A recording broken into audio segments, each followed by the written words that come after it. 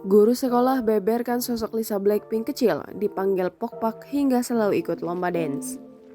Sejak berumur 13 tahun, Lisa Blackpink harus meninggalkan negara asalnya, Thailand, menuju Korea Selatan untuk menggapai cita-citanya. Pada 2011 silam, Lisa terbang ke Korea Selatan untuk mengikuti audisi dan bergabung dengan YG Entertainment. Karena harus menjalani masa-masa trainee, Lisa harus mengorbankan masa kecilnya sebagai anak sebayanya. Lalu bagaimanakah sosok Lisa sebelum bergabung dengan YG Entertainment? Baru-baru ini dalam sebuah wawancara, Ratchadapon Rengrit, guru sekolahnya di Thailand, mengungkapkan sosok Lisa saat masih kecil. Diceritakannya, Lisa mempunyai nama panggilan, yaitu Pokpak. Rengrit mengatakan bahwa dia pertama kali bertemu Lisa di masa sekolah dasar dan mengenalnya sampai dia berangkat ke Korea Selatan pada 2011 lalu. Seperti banyak anak lainnya, Rengrit mengatakan Lisa menyenangkan, murah hati, dan ceria di masa kecilnya. Dikatakannya, Lisa juga aktif dalam berbagai kegiatan di sekolahnya.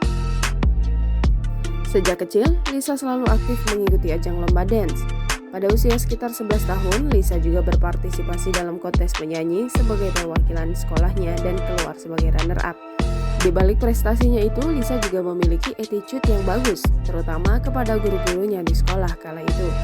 Karena bakat, sikap, dan prestasi milik Lisa, Rengrit sudah menduga kalau muridnya itu akan menjadi bintang besar. Dengan pemikiran itu, tidak mengherankan ketika Lisa meminta nasihat gurunya tentang apakah dia harus pergi ke Korea Selatan untuk menjadi idola.